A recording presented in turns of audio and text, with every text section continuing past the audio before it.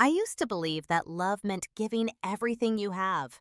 I thought if I cooked, cleaned, paid the bills, and made his life easier, he would see my worth. I thought Derek was the man I would spend my life with. Then came that night at Travis's birthday party. Derek got drunk and said things that made me realize I was nothing but a shadow in this relationship. Today, my phone shows 20 missed calls from his parents begging me to answer. Before I share what happened, let me know where you are watching from. Hit that like button and subscribe if you have not already. Now, let me take you back to where it all began so you can understand why I sat there smiling while my whole world crumbled. I met Derek at a coffee shop in downtown Chicago about 2 years ago. It was one of those cold Saturday mornings when the wind cut through your jacket and all you wanted was something warm to hold. I was sitting by the window reviewing some sketches for a project at work. I am an interior designer, and at that time I was working on a restaurant renovation that had consumed my every waking thought.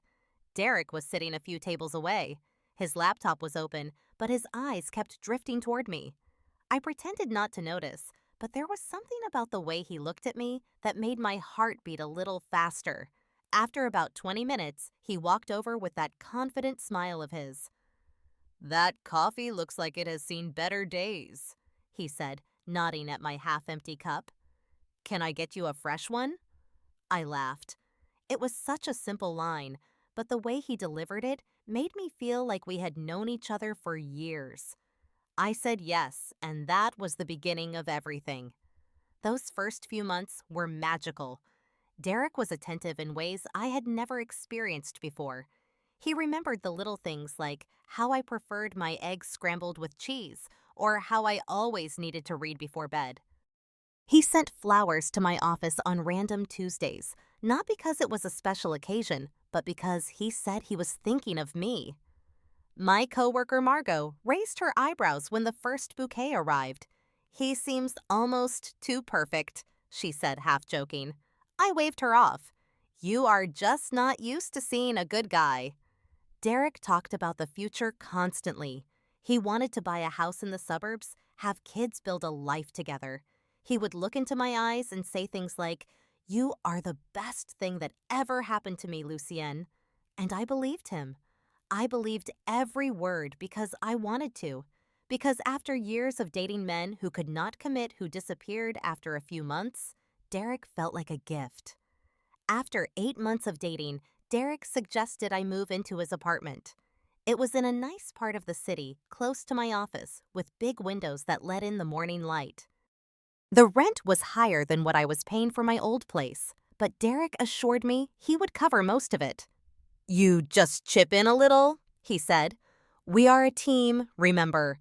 The first month went exactly as planned. Derek paid his share, I paid mine, and we played house like newlyweds.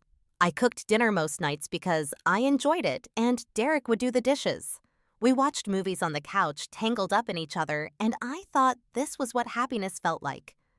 The second month, things shifted. Derek came home one evening looking stressed.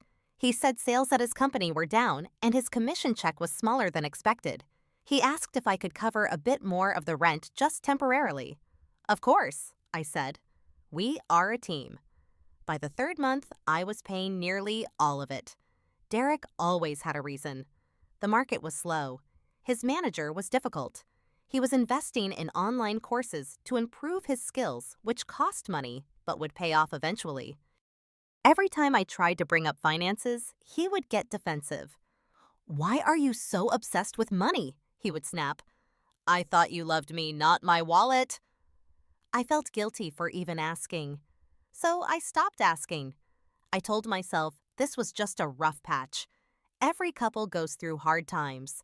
Derek loved me, and love meant supporting each other through the difficult seasons. But the difficult season never seemed to end. The first time Derek criticized my appearance, I brushed it off. We were getting ready to meet his friends for dinner, and I had chosen a dress I felt confident in. It was emerald green, fitted at the waist, and I had bought it as a small celebration for finishing a big project at work. Derek looked at me and frowned. "You are wearing that?" I glanced down at myself. What is wrong with it? Nothing. It just makes you look bigger, that is all. Maybe try the black one. I changed into the black dress. I told myself he was just being honest that he wanted me to look my best. But something small inside me cracked that night. After that, the comments came more frequently. When I talked about my work, Derek would sigh. It is just furniture, Lucienne. It is not like you are saving lives. When I cooked something new, he would take one bite and say, My mom makes this way better. When I suggested we visit my family in Ohio, he would roll his eyes. Why do you need to go so often? Am I not enough for you? Slowly, I stopped sharing things with him. I stopped talking about my projects, stopped trying new recipes, stopped mentioning my family. I became smaller, quieter. Trying to fit into the space Derek allowed me to occupy. Margot noticed. During lunch one day, she asked me directly, Is everything okay with Derek? You have been different lately. He is just stressed with work, I said automatically. He will be fine. Margot did not push, but her eyes told me she did not believe me. Neither did I, if I was being honest.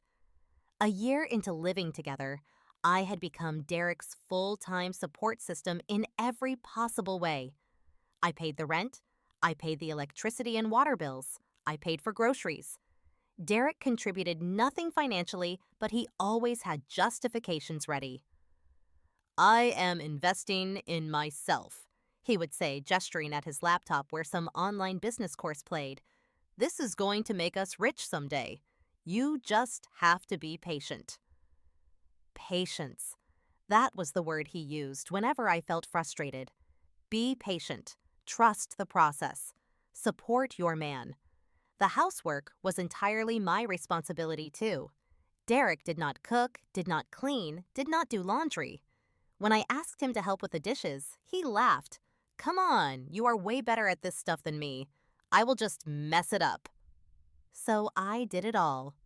I woke up early to tidy the apartment before work. I came home exhausted and still had to cook dinner. On weekends, while Derek played video games with his friends online, I scrubbed the bathroom and vacuumed the floors. I was running on empty, but I did not know how to stop. The worst part was the way Derek spoke to me in private.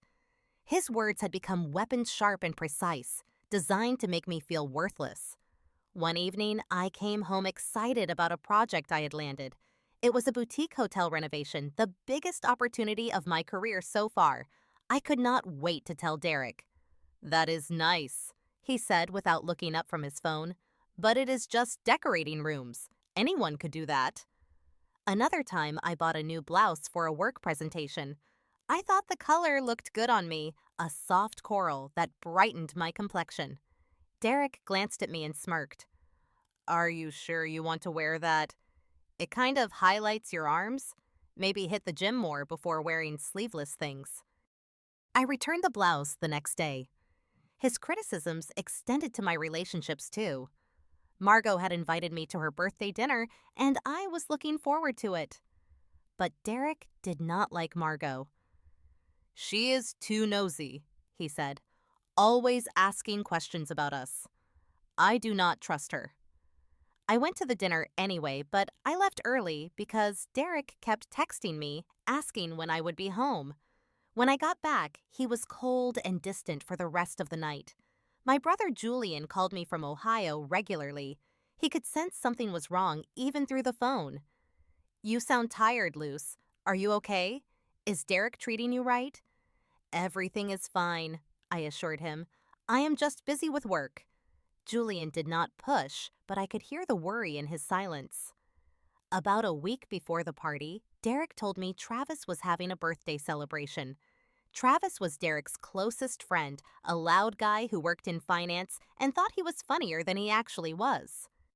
I had met him several times, and each encounter left me feeling drained.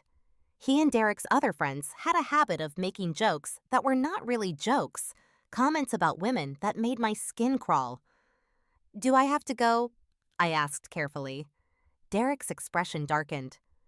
You always do this. You never want to be around my friends. What is your problem? I just thought maybe I could stay home this time. You could have fun with the guys without me. No, His voice was firm. "You are coming. End of discussion." So I agreed. I always agreed. The night before the party, Derek laid out a dress on the bed. It was something he had bought me months ago, a tight red number that I never felt comfortable in. "Wear this tomorrow," he said. I was thinking maybe the navy dress would be better. It is more appropriate for a house party. Derek stared at me. "I want you to look good. Is that a crime?" I wore the red dress. The morning of the party, I stood in front of the bathroom mirror for a long time. I barely recognized the woman staring back at me. My eyes looked tired. My shoulders were hunched like I was trying to make myself invisible. When did I become this person? When did I stop being Lucienne and start being whatever Derek needed me to be? I pushed the thought away. Just get through tonight, I told myself. Just smile and get through it. Travis's apartment was a penthouse overlooking the Chicago skyline. The views were stunning, but I could not appreciate them. From the moment we walked in, I felt out of place.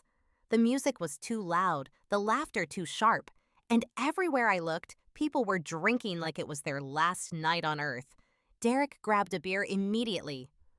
"Relax," he said to me. "Have fun for once." I tried.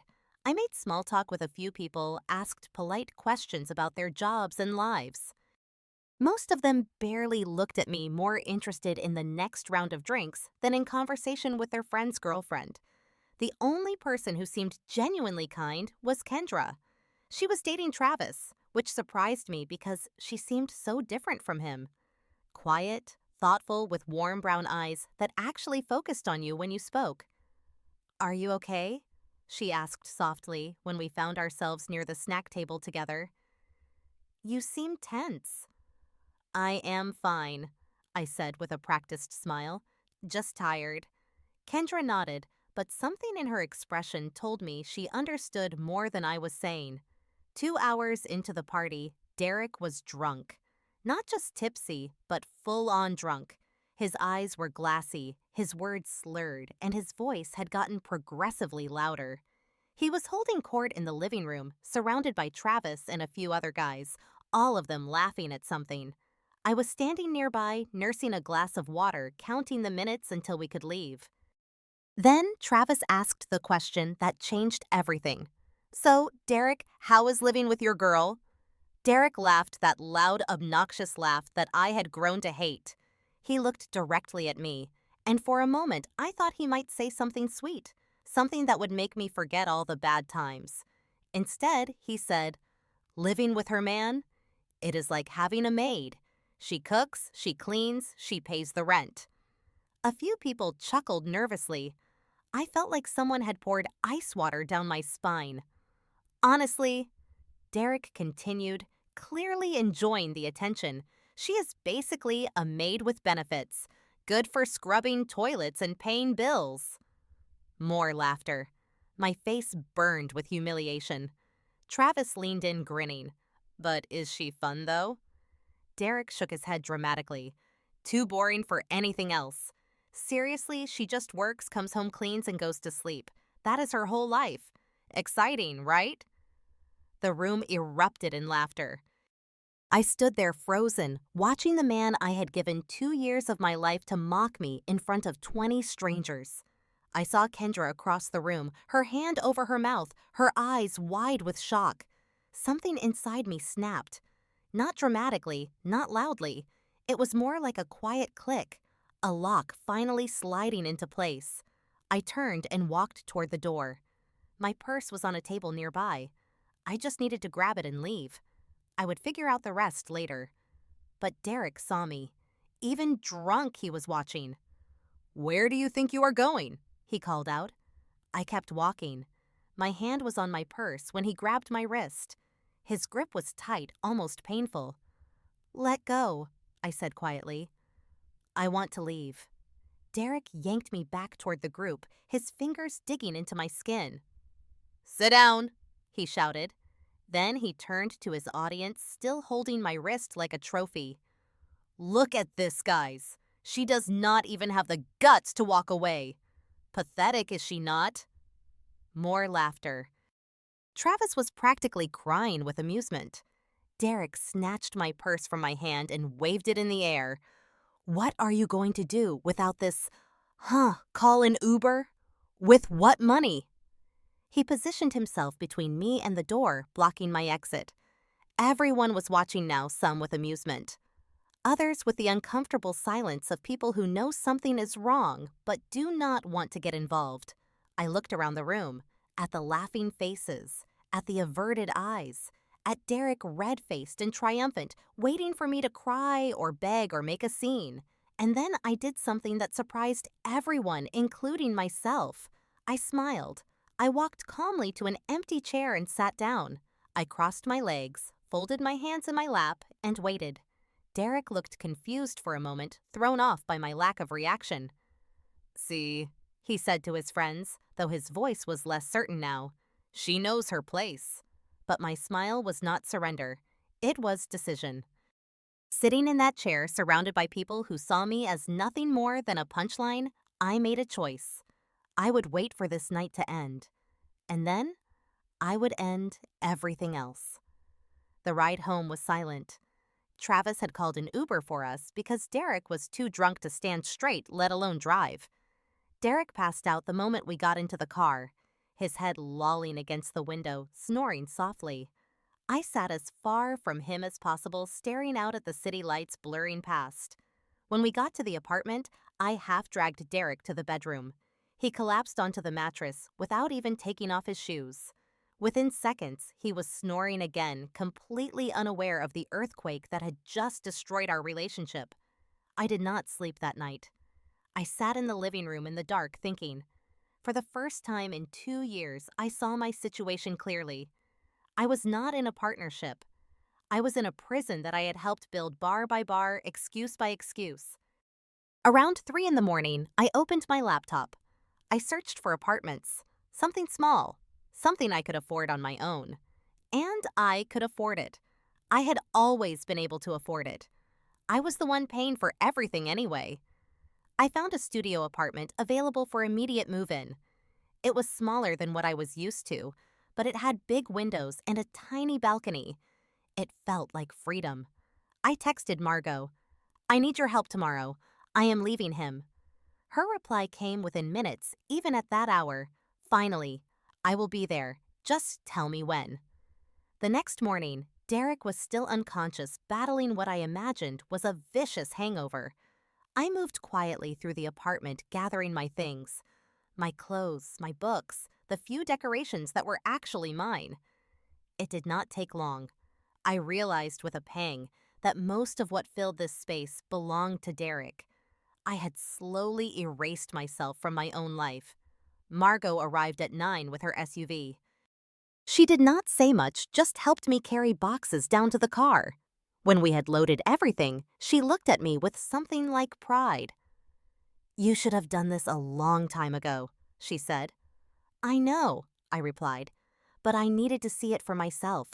I needed him to show me exactly who he was." Before I left, I wrote a note and placed it on the kitchen counter. "The rent is due next week. Good luck." I left my key beside it. I walked out of that apartment without looking back. I did not leave my new phone number. I did not leave my new address. I simply disappeared from Derek's life the way I had been disappearing from my own. The following weeks were not easy. I would wake up at odd hours, my heart racing, second-guessing my decision. Was I too hasty? Should I have given him another chance? But every time those thoughts crept in, I remembered his voice at that party. Made with benefits. Too boring for anything else. Pathetic. No, I had made the right choice. I heard through Margot that Derek had panicked when he woke up and found me gone. He tried calling my old number, which was disconnected. He showed up at my office, but security would not let him past the lobby. He asked mutual acquaintances if they knew where I was. No one did. Then he called his parents. The Whitmores were nice enough people on the surface, but they had raised Derek to believe he could do no wrong. When they could not reach me directly, they found my work number and started leaving messages. "Lucienne, this is Derek's mother. Please call us back. There must be some misunderstanding. Whatever happened, I am sure Derek did not mean it. He is devastated. He cannot eat. He cannot sleep. Please just give him another chance. He loves you so much. 20 missed calls, 15 voicemails. Not once did any of them ask if I was okay. Not once did they acknowledge what Derek had done. Their only concern was their precious son and his broken heart. I deleted every message. I blocked their numbers. I owed them nothing. A few weeks later, I received a message on LinkedIn. It was from Kendra. I saw what happened that night, she wrote. I am so sorry I did not do anything to stop it. You deserve so much better than how he treated you. I replied, thank you for reaching out. I am okay now, really. We started talking regularly after that. Kendra had been having doubts about Travis for a while, and watching what happened to me had opened her eyes. She broke up with him 2 months later. We became friends bonded by the shared experience of loving men who did not deserve us. The healing was gradual. Some days I felt strong, proud of the life I was rebuilding. Other days, the loneliness hit hard, and I wondered if I would ever trust someone again. But I kept moving forward. I threw myself into work and landed a promotion within 6 months. I reconnected with old friends I had neglected during my time with Derek. I flew home to Ohio and spent a whole week with my family. Julian hugged me tight when he picked me up from the airport. Welcome back, sis, he said. I miss the real you. I cried on his shoulder, but they were good tears. Cleansing tears. 1 year after leaving Derek, I sat on the balcony of my little studio apartment, watching the sunset paint the sky in shades of orange and pink. I thought about everything I had been through, the love I had given so freely, the way I had shrunk myself to fit someone else's idea of who I should be, the night that broke me and freed me at the same time. I did not hate Derek anymore. Hate takes energy, and I had none left to waste on him. I just felt sad for him for the person he could have been if he had learned to treat others with kindness instead of contempt. Love is not about sacrificing yourself until there is nothing left. Love is about finding someone who sees your worth, not someone who makes you prove it every single day. That night at the party, Derek thought he was breaking me. He thought humiliating me would keep me small, keep me under his control. But he did the opposite. He showed me exactly who he was, and I finally believed him. If you are watching this and you are in a relationship where you feel invisible, where you feel like a servant instead of a partner, where your voice does not matter, I need you to hear this. You deserve more. Walking away is not weakness. It is the bravest thing you will ever do. So today, when I looked at my phone and saw those 20 missed calls from his parents, I did not feel angry. I did not feel sad. I felt at peace because I know my worth now. And no amount of missed calls, no amount of pleading will ever make me forget that.